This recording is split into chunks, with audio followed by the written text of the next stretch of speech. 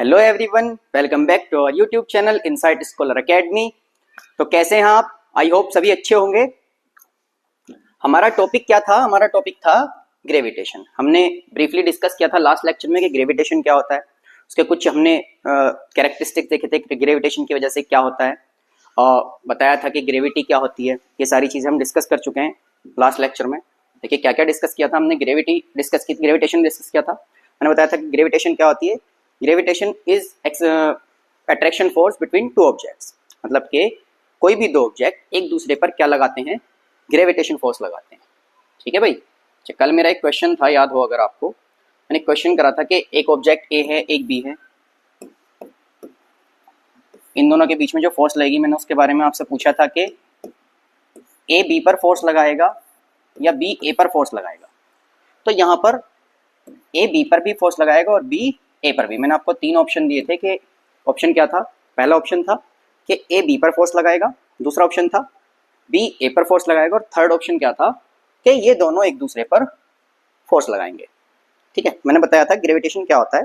Gravitation attraction force होती है किन्हीं दो ऑब्जेक्ट्स के बीच में। जैसे मैं अर्थ पर भी फोर्स लगा रहा हूँ और अर्थ मुझ पर भी फोर्स लगा रहा है। अट्रैक्शन, दोनों ने अट्रैक्शन फोर्स लगाई, तो उसको ही क्या बोलेंगे? ग्रेविटेशन बोलेंगे। ठीक है भाई। ग्रेविटेशन पढ़ा था, इसके कुछ एग्जांपल्स पढ़े थे। सेंट्रीपिटल फोर्स भी पढ़ा था, यूनिवर्सल ग्रेविटेशन लॉ लिखा हुआ है, ये भी पढ़ा था हमने। क्वेश्चन किया था एक दो इस पर। ठीक है, एग्जांपल पढ़े थे, टाइड्स पढ़ा था, ग्रेविटी पढ़ा था। ग्रेविटी मैंने बताया था, ग्रेविटी इज लाइक एक्सेलरेशन, मतलब कि अगर कोई ऑब्जेक्ट हॉरिजॉन्टली नहीं वर्टिकली मोशन कर रहा हो तो उसको क्या बोलते हैं? उसके एक्सेलरेशन को ग्रेविटी बोलते हैं। ठीक है, उसकी वैल्यू 9.8 मीटर पर सेकंड स्क्वायर होती है।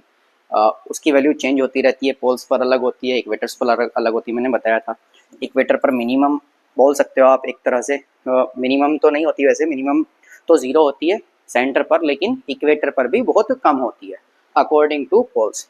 मैंने बताया था कि अर्थ जो है वो एक बड़ी मैग्नेट की तरह बिहेव करता है। एक बहुत बड़ी मैग्नेट है, मैग्नेट के पोल्स पर क्या होता है, हमारा मैग्नेटिक फील्ड लाइन ज़्यादा होती हैं। जब मैग्नेटिक फील्ड लाइन ज़्यादा होती हैं तो वहीं पर हमारा मैग्नेटिक फील्ड भी ज़्यादा होता है, इसलिए हमारी जी की वैल्यू भी ज़्यादा होती है।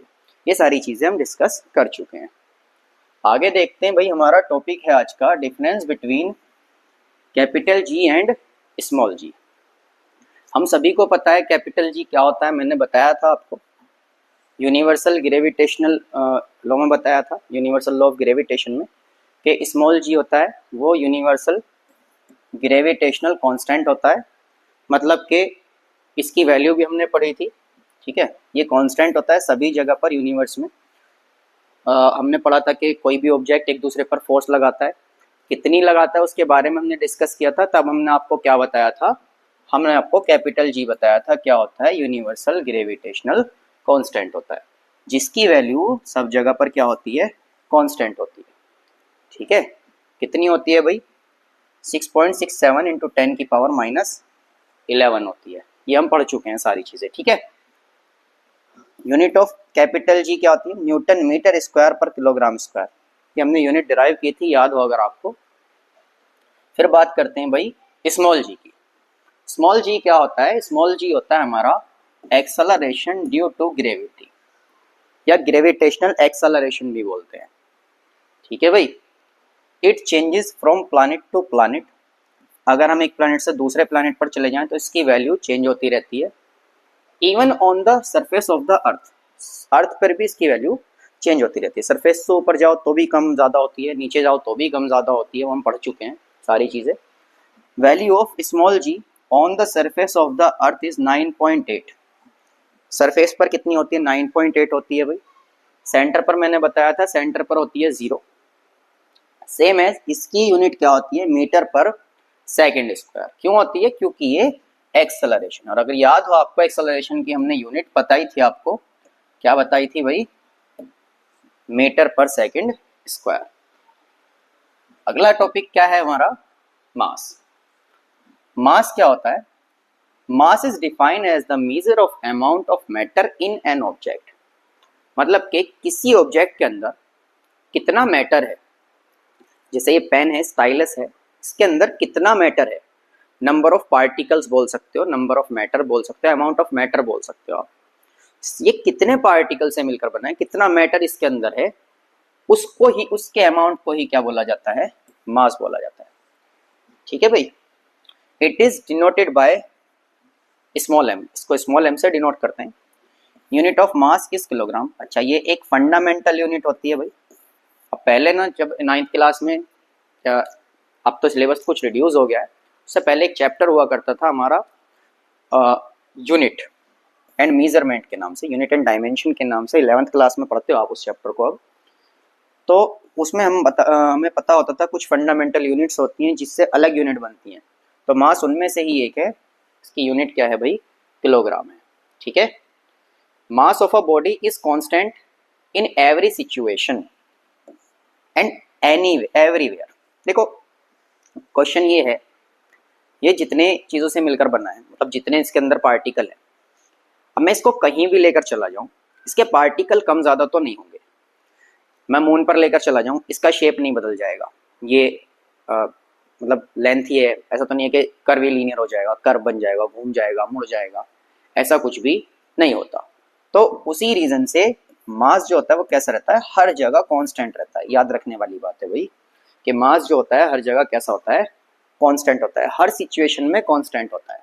मास की वैल्यू कभी भी कम ज़्यादा नहीं होती। पूरे यूनिवर्स में आप किसी भी ऑब्जेक्ट को कहीं भी ले जाओ, मास जो होता है वो कांस्टेंट होता है। Mass is constant in entire universe.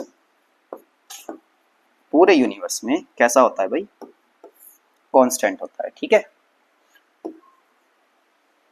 I hope clear हुई होगी बात। ज़्यादा गंदा लिख दिया, थोड़ा ठीक लिखते हैं।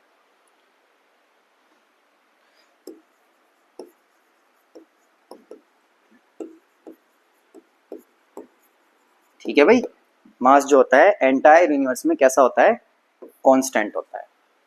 ठीक है, आगे देखते हैं। अगला टॉपिक है हमारा वेट। अच्छा, वेट क्या होता है, वेट एक फोर्स होती है, मतलब जो फोर्स ड्यू टू ग्रेविटी लगती है किसी भी उस पर, ऑब्जेक्ट पर। ठीक है, it is major as the force acting upon a body due to gravity.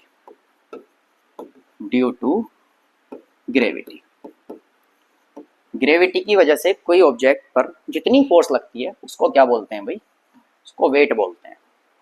मैं किसी ऑब्जेक्ट को उठाना चाहता हूँ, अब ग्रेविटी उस पर फोर्स लगा रही है, पुल कर रही है उसको नीचे की तरफ।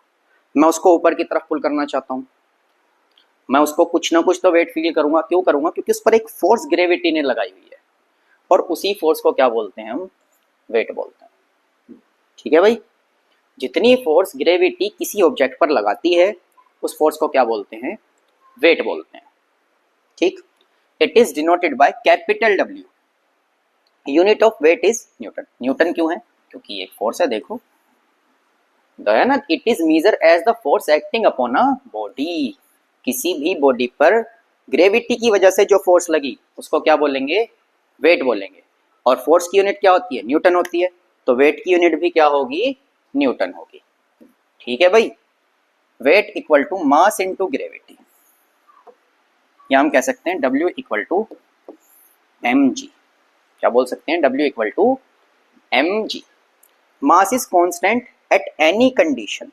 मैंने अभी बताया था कि मास क्या होता है, वो कांस्टेंट होता है, but gravity can be changed. हाँ, ग्रेविटी चेंज हो सकती है। याद होगा मैंने बताया था कि ग्रेविटी 0 भी हो सकती है, और ग्रेविटी 9.7 भी बताई थी मैंने, और 9.81 भी बताई थी मैंने। तो ग्रेविटी की वैल्यू ना कम ज़्यादा होती रहती है। कुछ क्वेश्चन में हम 10 भी कंसिडर करते हैं, क्वेश्चन में हमें दिया होता है। ठीक है, अब मून पे चले जाएंगे तो कुछ और ग्रेविटी मून की होगी, मून का पुल, ग्रेविटेशनल पुल अलग है, हमारा ग्रेविटेशनल पुल अलग है। तो ग्रेविटी चेंज हो सकती है। अगर ग्रेविटी चेंज होगी, देखो दो ही चीज़ों से मिलकर बनता है वेट। एक तो बनता है मास से, जो हमारी वैल्यू कैसी है, कांस्टेंट है भाई, ये तो चेंज नहीं हो रही, कहीं भी चले जाओ इस पर कोई फर्क नहीं पड़ता। ठीक है, ये ब्रह्मचारी है, इस पर फर्क नहीं पड़ता। दूसरी कंडीशन क्या है हमारी, ये है ग्रेविटी, ये चेंज हो जाता है। मौका परस्त है, मौका देखते ही चेंज हो जाएगा। जहां अच्छा मौका मिला ना वहीं चेंज हो जाएगा, मतलब इसकी वैल्यू होती है वेरिएबल। ठीक है, ये मौका परस्त है। तो क्या होता है, जब ये चेंज हो जाएगा तो हमारा वेट भी क्या हो जाएगा, चेंज हो जाएगा। मास किसी भी ऑब्जेक्ट का यूनिवर्स में कहीं भी चले जाओ चेंज नहीं होगा, लेकिन वेट किसी ऑब्जेक्ट का चेंज हो सकता है according to change of gravity. जितना ग्रेविटी में चेंज आएगा उतना किसी ऑब्जेक्ट के वेट में भी चेंज आ सकता है। Weight of an object at the centre of the earth can be zero, क्योंकि सेंटर ऑफ द अर्थ में याद हो अगर आपको, मैं बता चुका हूं जी की वैल्यू क्या हो जाती है, जीरो हो जाती है। और जब जी की वैल्यू जीरो हो गई तो मास ऑफ अर्थ भी कितना हो गया, मतलब मास ऑफ अर्थ तो सेम रहेगा, सॉरी, ऑब्जेक्ट को अगर मास सेंटर ऑफ द अर्थ पर ले जाएं तो जी जीरो हो गया और डब्ल्यू बराबर एम जी होता है। तो डब्ल्यू बराबर मास इंटू जीरो आ जाएगा, मास कुछ भी हो तो डब्ल्यू बराबर क्या आ जाएगा, जीरो आ जाएगा। तो वेट हमारा कितना हो जाएगा, जीरो हो जाएगा। तो सेंटर ऑफ द अर्थ पर जो वैल्यू हो सकती है वो जीरो हो सकती है। ठीक है भाई, चलिए आगे देखते हैं।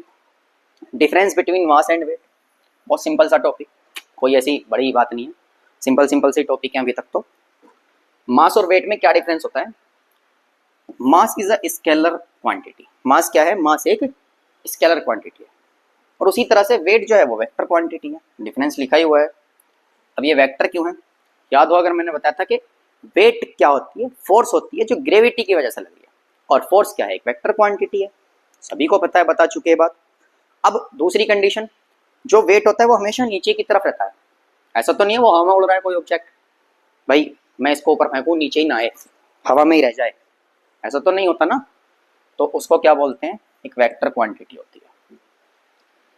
It's SI unit is kilogram. इसकी एसआई यूनिट क्या होती है भाई, किलोग्राम होती है। और इसकी एसआई यूनिट क्या होती है, न्यूटन होती है, अभी हमने पीछे देखी थी। मास रिमेन कांस्टेंट एवरीवेयर। मास जो है कहीं भी चले जाओ चेंज नहीं होता, बहुत बार बता चुका हूं कि कहीं भी चले जाओ चेंज नहीं होगा, आज में कई बार बात हो गई। Weight can change by changing the position. और वेट जो होता है वो पोजीशन को चेंज करने पर चेंज हो सकता है। ठीक है भाई। Mass can never be zero. Mass कभी जीरो नहीं हो सकता। भाई कोई भी ऑब्जेक्ट है, even a particle has a mass. भाई सबसे छोटा एटम होता है, एटम के अंदर इलेक्ट्रॉन होते हैं, न्यूट्रॉन होते हैं, प्रोटॉन होते हैं, सब होते हैं। बेटा वेट तो इनका भी होता है, मास तो इनका भी है। प्रोटॉन का 9.1 है, इलेक्ट्रॉन का सॉरी इंटू 10 की पावर -31 है, लिख नहीं रहे सारा, क्या ही लिखेंगे, 1.67 होता है प्रोटॉन इंटू 10 की पावर -27। इसी तरह से मास तो सभी के पास है। कोई भी object, even smallest thing in the world has मास। चलो इसको तो पूरा लिख ही देते हैं। सबसे छोटे से छोटी जो पार्टिकल है, सबसे छोटे से छोटे पार्टिकल के पास भी अपना एक मास है। ठीक है, सबसे छोटा देखो मैंने बताया पार्टिकल है, एटम है, एटम के अंदर ही जाओ तो इलेक्ट्रॉन न्यूट्रॉन प्रोटॉन हो जाते हैं। इलेक्ट्रॉन का भी अपना मास, प्रोटॉन का भी अपना मास, न्यूट्रॉन का भी अपना मास। तो मास तो हर ऑब्जेक्ट के पास है। ठीक है, और वेट जो होता है वो जीरो हो सकता है। अभी देखो हमने पीछे एक कंडीशन यही देखी थी कि अगर हम सेंटर ऑफ द अर्थ चले जाएं तो वेट क्या हो जाएगा, जीरो हो जाएगा। ठीक है भाई।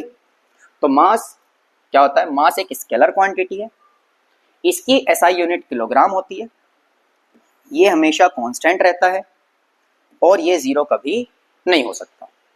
ये मास की प्रॉपर्टीज है कुछ। वेट एक वेक्टर क्वांटिटी है, इसकी एसआई यूनिट न्यूटन होती है, ये पोजीशन चेंज करने पर चेंज हो जाता है, सेंटर ऑफ अर्थ कुछ, मून पर कुछ, अर्थ पर कुछ, अभी देखेंगे हम। और वेट जो है कभी जीरो हो सकता है किसी कंडीशन में, मास कभी भी नहीं हो सकता। ठीक है भाई। हाँ ये बड़ा अच्छा टॉपिक है, फ्री फॉल देखेंगे। When a body fall towards the surface to the earth under the gravitational force only, no other force is working on it, then its condition is said to be free fall।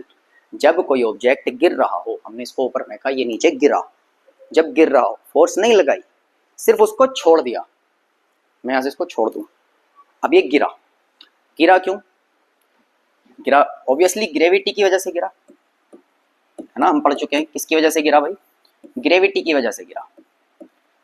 जब ये gravity की वजह से गिरा तो इस पर कोई भी अदर फोर्स वर्क नहीं करती, और जब किसी ऑब्जेक्ट पर सिर्फ ग्रेविटी वर्क करे, उसको नीचे गिराने के लिए कोई भी अदर फोर्स उस पर वर्क ना करे, तो उस कंडीशन को बोलते हैं फ्री फॉल। फॉल मतलब तो गिरना है ही, और फ्री मतलब मुक्त रूप से, मतलब बिल्कुल ही फ्रीली गिर रहा है कोई ऑब्जेक्ट। ठीक है भाई, समझ आया?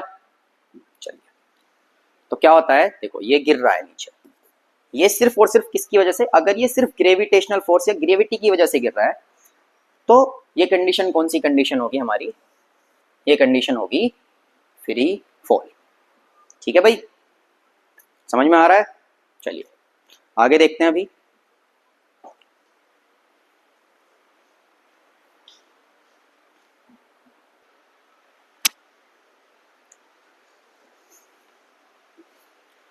चलिए भाई देखते हैं आगे। फ्री फॉल हो गया। अब कंडीशन है वेटलेसनेस। वेटलेसनेस क्या है, जब ऑब्जेक्ट का वेट जीरो हो जाए। तो आप सोच रहे होंगे कि जीरो तो हो जाता है सेंटर ऑफ द अर्थ, नहीं, वेटलेसनेस वो वाली कंडीशन नहीं है। Weightlessness is a condition when your body is in free fall condition. किस कंडीशन में है, फ्री फॉल में है। The acceleration is downward at gravity. अब आपको याद हो, अगर हमने एक बात करी थी फर्स्ट चैप्टर में कि किसी भी ऑब्जेक्ट पर अगर वो मोशन कर रहा है तो उस कंडीशन में भी उसका एक्सेलरेशन जीरो हो सकता है। सेम एज किसी भी ऑब्जेक्ट पर अगर वो मोशन कर रहा है तो उसकी ग्रेविटी भी जीरो हो सकती है अगर वो एक जैसी स्पीड से गिर रहा है, कांस्टेंट वेलोसिटी से। ठीक है, जब वो कांस्टेंट वेलोसिटी से गिरेगा तो ग्रेविटी हमारी कितनी हो जाएगी, जीरो हो जाएगी। और हमने पढ़ा है W इक्वल टू क्या होता है mg, और g क्या हो गया, जीरो, तो W भी क्या हो गया, zero.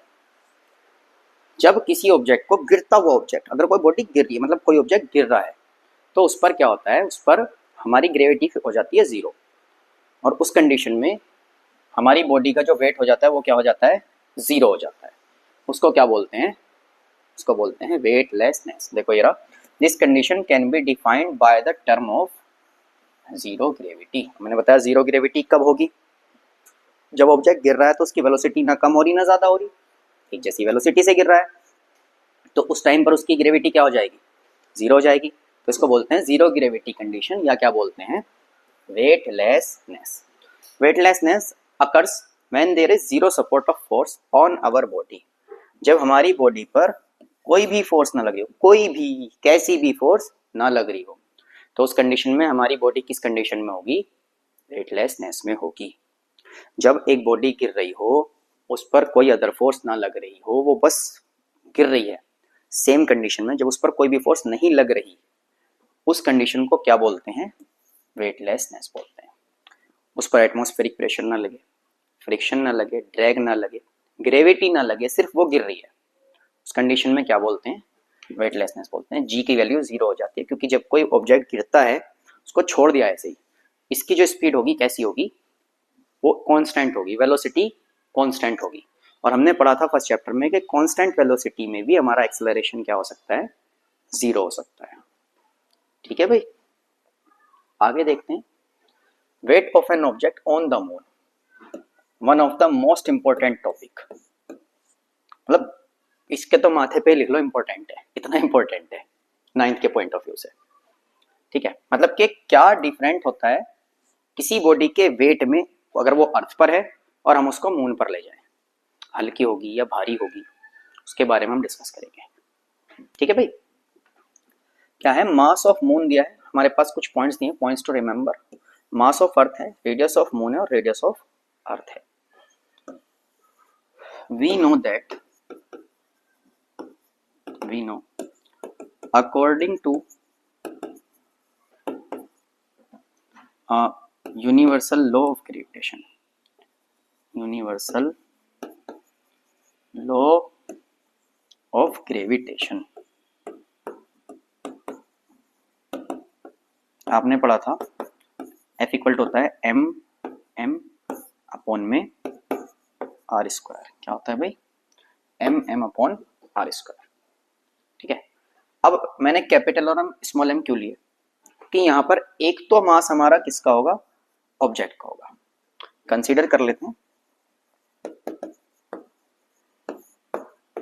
Mass of object, sorry mass of object क्या है, मास ऑफ ऑब्जेक्ट है स्मॉल m। अब उस ऑब्जेक्ट को एक बार तो हमने कहाँ रखा, अर्थ पर रखा। कहाँ रखा भाई, अर्थ पर रखा। ठीक है, तो यहां लिखते हैं weight on earth, weight on, तो अर्थ पर उसका वेट क्या हुआ, अर्थ पर उसका वेट हो गया g mass of earth, mass of object upon में रेडियस ऑफ अर्थ का स्क्वायर। ठीक है, इसको ले लेते हैं मास ऑफ मून, इसको ले लेते हैं मास ऑफ अर्थ, इसको ले लेते हैं रेडियस ऑफ मून, और इसको ले लेते हैं रेडियस ऑफ अर्थ। हमारे पास कुछ कंडीशंस है हमें दी है, हमने जी को ऐसे ही रखा क्योंकि जी एक कांस्टेंट वैल्यू है, वो कभी भी चेंज नहीं हो सकती। याद रखो हमारा जो ये था ये फॉर्मूला फोर्स के लिए था। किसके लिए था भाई? फोर्स के लिए था। अब हमें पता है वेट भी क्या है, एक फोर्स है, तो हम इसको क्या मान सकते हैं? Weight of object on earth. I hope समझ आया होगा। वेट जो है वो एक फोर्स है, मैंने बताया ना। देखो वेट क्या है, एक minute, weight is the force acting upon a body due to gravity. Gravity की वजह से कुछ ना कुछ फोर्स लगेगी, उसको क्या लिया है हमने? उसको लिया है हमने W। इसकी यूनिट भी न्यूटन, तो ये फोर्स है। और हमें पता है जो फॉर्मूला होता है हमारा, ये होता है F equal to G M M upon R square. M1 M2 लिखवाया था मैंने, ये लास्ट टॉपिक में हमने डिस्कस किया था, लास्ट लेक्चर में हम पढ़ चुके हैं इस चीज को। तो इसको हम क्या बोलेंगे? वेट ऑफ अर्थ या weight on earth of the object equal to gravitational constant mass of earth into mass of object upon में रेडियस ऑफ अर्थ का स्क्वायर। ठीक है भाई, इसको बोल देंगे इक्वेशन 1। सेम एज अब हम अगर बात करें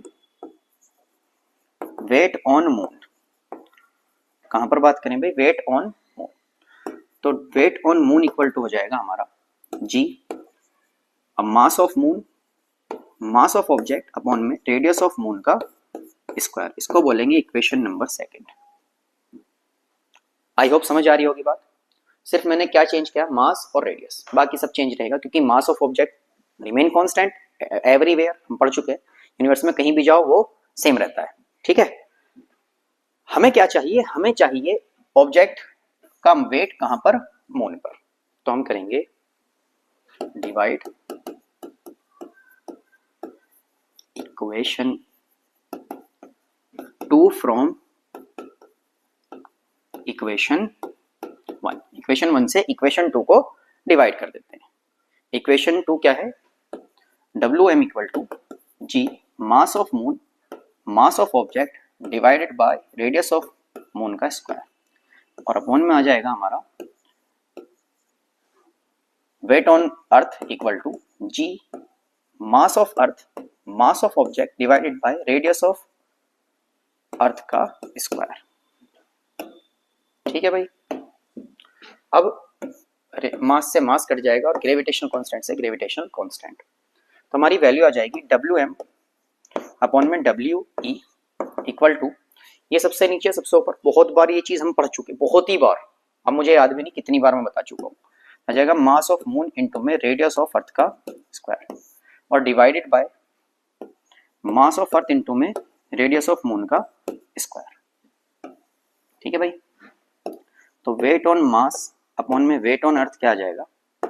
वैल्यू रखते हैं, वैल्यू रखते हैं थोड़ी सी। मास ऑफ मून क्या था? मास ऑफ मून आपको दिया है, देखो मास ऑफ मून है 7.36 इंटू 10 की पावर 22, 7.36 इंटू 10 की power 22 into radius of earth क्या है? 6 इंटू 10 की पावर 6 का स्क्वायर, और divided by mass of earth क्या होता है? 6 इंटू 10 की पावर 24, 6.37, सॉरी रेडियस ऑफ अर्थ थी 6.37, रेडियस ऑफ अर्थ क्या है? 6.37 इंटू 10 की पावर 6 का स्क्वायर, और डिवाइड में आ जाएगा रेडियस ऑफ अर्थ क्या है? 6 इंटू 10 की power 24 into mass of moon है 1.76 इंटू 10 की पावर 6 का स्क्वायर। ठीक है भाई, चलिए पूरी कैलकुलेशन करने के बाद जो हमारी एग्जैक्ट वैल्यू आएगी, मास ऑफ मून अपॉन में mass of earth is similar to 1/6 आ जाएगा। इसको पूरे को डिवाइड करेंगे आप, पूरे को डिवाइड करने के बाद हमारे पास बचेगा 1/6। तो अगर मैं मास ऑफ मून की बात करूं तो वो हो जाएगा 1/6 टाइम ऑफ मास ऑफ अर्थ। किसी ऑब्जेक्ट का मास मून पर जो होता है वो 1/6 होता है, कितना? मास ऑफ अर्थ के। Weight of the object on the surface of moon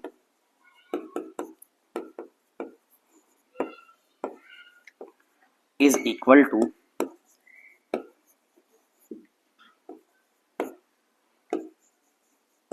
weight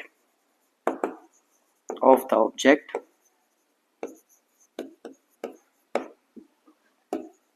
on the surface of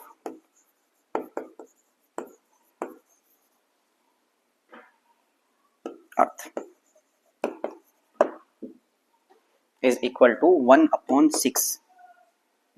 1/6 कितना भाई? 1/6 weight of the object on the surface of the अर्थ। मतलब कि अगर कोई ऑब्जेक्ट अर्थ पर 60 किलो का है, 60 किलो का है, आप उसको मून पर ले जाओ तो सिर्फ 10 किलो का रह जाएगा। या कोई ऑब्जेक्ट मून पर 1 किलो का है, अर्थ पर लेकर आओ तो वो 6 किलो का हो जाएगा। क्वेश्चन है भाई, क्वेश्चन क्या कहता है? Weight of an object on the surface of the earth is 60 kilogram. Weight on earth equal to है 60 किलोग्राम। आगे क्या बोला है? What will be the weight of that object on the surface of moon? हमें बताना है weight on moon. अच्छा, याद रखेंगे मून का ग्रेविटेशनल पुल हमसे कम होता है। अगर कोई कंफ्यूजन हो कि 6 टाइम किसको रखना है, तो याद रखो हमेशा मून हमसे छोटा है, उस पर वेट कम होगा। याद रखने का तरीका, मून छोटा है, वेट कम होगा, उसने पावर कम लगाई। हमारा वेट ज्यादा, अर्थ का वेट ज्यादा, तो हमने पावर ज्यादा लगाई। तो बच्चों मास ऑफ मून क्या था? 1/6 ऑफ मास ऑन अर्थ। तो मास ऑन मून आ जाएगा 1/6 ऑफ मास ऑन अर्थ। कितना है? 60। कैंसिल आउट हो जाएगा। मास ऑन मून आ जाएगा भाई 10 किलोग्राम। यही बात मैंने शायद अभी आपको बताई भी थी कि अगर कोई ऑब्जेक्ट 60 किलोग्राम का है अर्थ पर, उसको मून पर ले जाओ तो वो सिर्फ कितना रह जाएगा? 10 किलोग्राम का रह जाएगा। आगे है weight of an object on the surface of moon is 100 kilogram. Weight on moon is 100 kilogram. बहुत सिंपल, सिंपल कुछ भी नहीं, बहुत सिंपल, बस आपको फॉर्मूला याद रखना है। What will the weight on the surface of earth? हमने पढ़ा है वेट ऑफ मून होता है 1/6 of weight of earth. Weight on earth, तो वेट ऑन अर्थ आ जाएगा हमारा 6 times of weight of moon. Weight on moon of the object,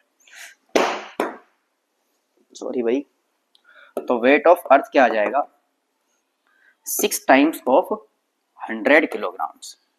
तो weight on earth of the object आ जाएगा 600 किलोग्राम। ठीक है भाई, समझ आ रहा है? बहुत सिंपल लैंग्वेज में एक फॉर्मूला आपको याद रखना है। Weight on earth is equal to, weight on mass is equal to 1/6 of weight on earth. इसको रट लेंगे बस, जितना याद हो सके उसको याद कर लो। आपके न्यूमेरिकल भी आते हैं, इस पर कैलकुलेशन है, ये सब कंसिडरेशन याद कर लेंगे। बहुत आसान है ये, बहुत इंपॉर्टेंट होती है 9th के लिए। Change in equation of motion due to gravity. अब ग्रेविटी लगी है तो चेंज तो ऑब्वियसली होना है, मैंने बताया था। एक्सेलरेशन रिप्लेस कर देता है किसे?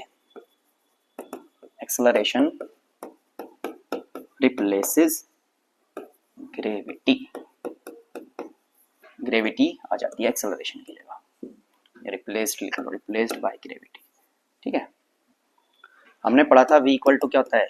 u plus at। अब इसको हम चेंज कर देंगे, क्या हो जाएगा? v इक्वल टू हो जाएगा u प्लस gt।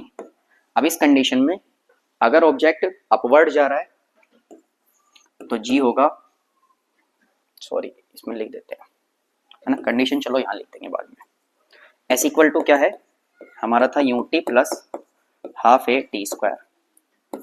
अब ऑब्जेक्ट अगर ग्रेविटी के कंट्रोल में है तो ऑब्वियसली बात है सीधी सी कि वो ऊपर जाएगा या नीचे आएगा। सिंपल सी बात है। ठीक है, ऊपर जाएगा तो s रिप्लेस कर देगा, h रिप्लेस कर देगा s को, तो जाएगा ut plus half of G T square. ठीक है भाई। तीसरी होती है हमारी v square equal to U square plus 2as।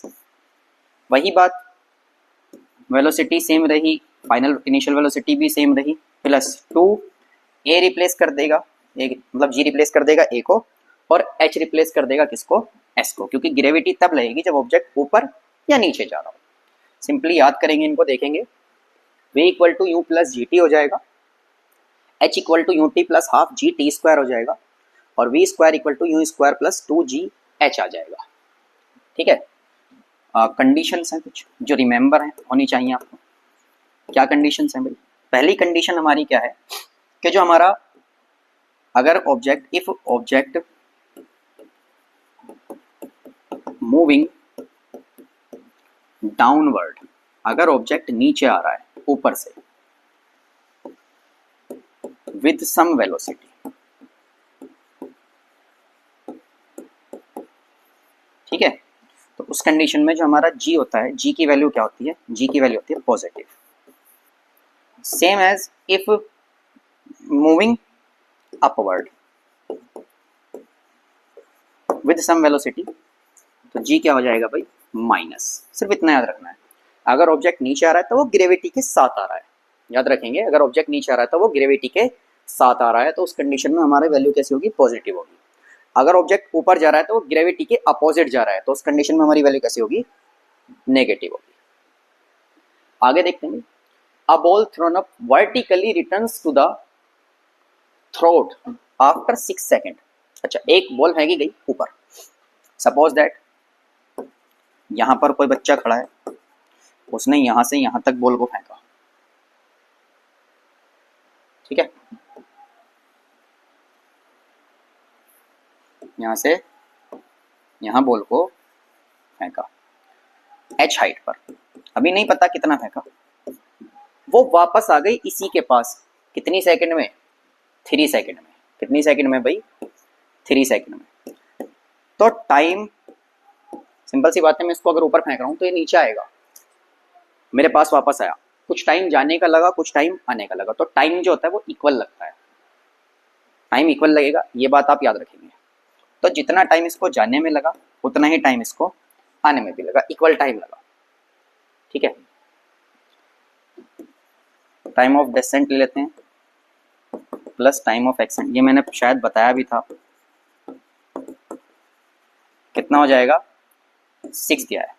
अब जाने का टाइम t, आने का टाइम भी t, 6 हो गया, तो 2t इक्वल टू 6 हो गया, t इक्वल टू हो गया 6/3, तो t इक्वल टू क्या गया, 3 सेकंड लगी उसको ऊपर जाने में और 3 सेकंड लगी उसको नीचे वापस आने में।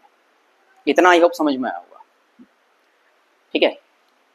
The maximum height it reaches, maximum height बतानी है हमें, ठीक है, और हमें क्या बताना है, एक वेलोसिटी बतानी है, कितनी वेलोसिटी से उसको फेंका गया था। अब याद रखने वाली बात क्या है भाई, याद रखने वाली बात एक है आपको कि अगर हम किसी ऑब्जेक्ट को ऊपर फेंकते हैं और वो नीचे आता है, तो किसी ना किसी मोमेंट पर जाकर वो ऑब्जेक्ट रुका होगा, किसी मोमेंट पर जाकर वो ऑब्जेक्ट रुका होगा, तब नीचे आना शुरू करा होगा। तो हमारी जो फाइनल वेलोसिटी हो जाएगी, फाइनल वेलोसिटी क्या आ जाएगी, फाइनल वेलोसिटी आ जाएगी v, और ये क्या होती है, ये हो जाएगी 0, ठीक है। यूं हमें फाइंड करना है, g हमें पता है क्या होता है, 9.8 मीटर पर सेकंड स्क्वायर। अब मेरा वही क्वेश्चन आपसे, जब हमने इसको ऊपर फेंका तो g प्लस का होगा या माइनस का। आई होप इतनी कंडीशन आपको समझ में आई हो कि अगर हम अपवर्ड फेंकेंगे तो माइनस में होगा, अगर हम नीचे की तरफ फेंकेंगे तो पॉजिटिव होगा। ऊपर फेंका तो माइनस में होगा ऑब्वियसली, फॉर्मूला लगाते हैं, from first equation due to gravity लिख लो, चाहे मत लिखो, मर्जी है आपकी। v इक्वल टू क्या आ जाएगा, u माइनस जी टी। अब माइनस क्यों है, मैंने आपको कंडीशन बताई, जब हम उसको ऊपर फेंकेंगे तो माइनस, नीचे फेंकेंगे तो प्लस, ठीक है भाई। तो 0 इक्वल टू क्या आ जाएगा, u हमें फाइंड करना है, माइनस g है 9.8 इंटू टाइम है 3 सेकेंड ऊपर जाने का, तो u इक्वल टू आ जाएगा, मल्टीप्लाई करते हैं, अभी ऐसे ही लिख लेते हैं, 0 इक्वल टू आ जाएगा u माइनस 3 8 24 का 4 कैरी कर लिए 2, 3 9 27 और 2 29, ये माइनस है, इधर आकर कैसा हो जाएगा, पॉजिटिव हो जाएगा, 29.4।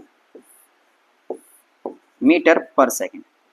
तो किस वेलोसिटी से फेंका गया भाई उसको फेंका गया है 29.4 मीटर पर सेकंड की वेलोसिटी से। ठीक है भाई। सेकंड क्वेश्चन में क्या पूछा है, मैक्सिमम हाइट इट रीचेस, हमें बतानी है हाइट।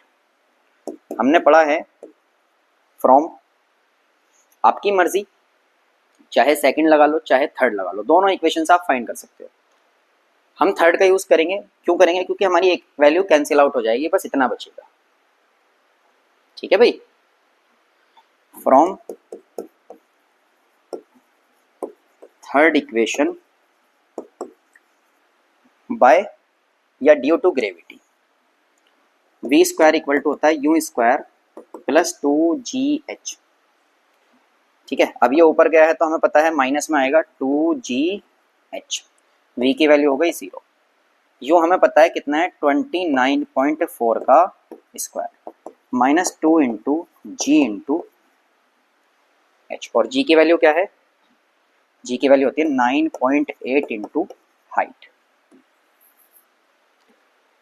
इसका स्क्वायर ओपन करेंगे, या पहले देखो माइनस में इधर आके कैसा हो जाएगा, प्लस हो जाएगा। 2 into 9.8 into H equal to आ जाएगा 29.4 का स्क्वायर। यहाँ से अगर मैं वैल्यू निकालूं एच इक्वल टू आ जाएगा 29.4 into 29.4, both are in multiply, divide में जाएंगे 2 इंटू 9.8। अभी हमने पीछे मल्टीप्लाई की थी 9.8 की 3 में, तो 9.8 3 जार होते हैं 29.4, 2 से इसको डिवाइड कर लो, 2 1 2, 2 4 जार 8, 2 7 जार 14, मल्टीप्लाई करेंगे 3 से तो h इक्वल टू आ जाएगा 44.1 मीटर आ गई हाइट। ठीक है भाई। अब इसने बोला है इट्स पोजीशन आफ्टर 4 सेकंड। अच्छा देखो, मैंने बताया 3 सेकंड जाने की लगी, 3 सेकंड आने की लगी, तो जब वो नीचे आ रहा था, सपोज इसको 3 ग्रुप में अगर मैं डिवाइड कर दूं तो यहां होगा कहीं, मुझे इसकी पोजीशन बतानी है यहां पर। कुछ नहीं, बहुत सिंपल, क्या करेंगे आप, फॉर्मूला लगाएंगे 1 सेकंड के लिए, 3 सेकंड जाने में कितनी हाइट पर पहुंचा, वो इतनी हाइट पर पहुंच गया, अब नीचे वापस आ रहा है, ऑब्वियसली हम सिंपल लगा सकते हैं 1 सेकंड के लिए फॉर्मूला। कौन सा वाला लगाएं, जो आपका मन करे, क्योंकि पोजीशन फाइंड करनी है तो हम फॉर्मूला लगाएंगे सेकंड इक्वेशन वाला। ठीक है भाई। From second equation h equal to U T plus half of G T square. अब प्लस क्यों आया बच्चों, अब प्लस इसलिए आया क्योंकि वो नीचे आ रहा है, अब ऊपर नहीं जा रहा, याद रखेंगे, जब ऊपर जाएगा तो माइनस, जब नीचे आएगा तो प्लस।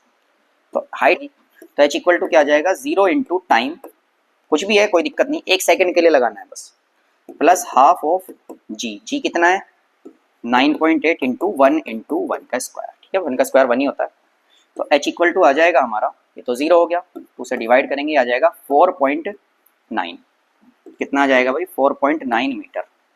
तो ये 4.9 मीटर नीचे आ गया। अब अच्छा, हमने फॉर्मूला पॉजिटिव लगाया क्योंकि अब देखो, अब ऑब्जेक्ट ऊपर नहीं जा रहा, अब ऑब्जेक्ट कहाँ आ रहा है, नीचे आ रहा है। ठीक है, तो हमारी जो फाइनल हाइट आ जाएगी वो क्या आ जाएगी, जिसको h डैश बोल लेते हैं, कोई दिक्कत नहीं है। जो फाइनल हाइट आएगी वो आएगी भाई, टोटल हाइट कितनी थी 44.1 पर गया, उसके बाद नीचे कितना आ गया 4.9, तो आ जाएगी 44.1 माइनस 4.9, तो ये आ जाएगा आपका 2.39, ये आ गया 39.2 मीटर की हाइट पर वो ऑब्जेक्ट है उस कंडीशन में। ठीक है भाई, समझ में आ रहा है। दोबारा देखते हैं एक बार, ये थोड़ा लंबा लेंथी क्वेश्चन है।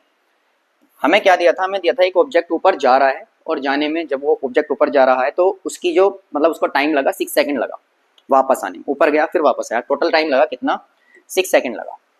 हम क्या करेंगे, हमने पढ़ा हुआ है कि फर्स्ट चैप्टर में मैंने आपको बताया था, ये टाइम ऑफ डिसेंट होता है टाइम ऑफ एक्सेंट के बराबर। अगर नहीं देखा तो हमारी वीडियोस देखें, आपको पता चल जाएगा कितना लगा 6 सेकंड लगे। तो टाइम प्लस टाइम दोनों इक्वल होंगे, कितना आया 3 सेकंड, 3 सेकंड जाने की 3 सेकंड आने की, नॉर्मली वैसे भी कोई भी बता सकता है। ठीक, अब हमसे क्या पूछा है, हमसे पूछी है velocity which was throne up, velocity बतानी है कि किस वेलोसिटी उसको फेंका गया था। ठीक है भाई,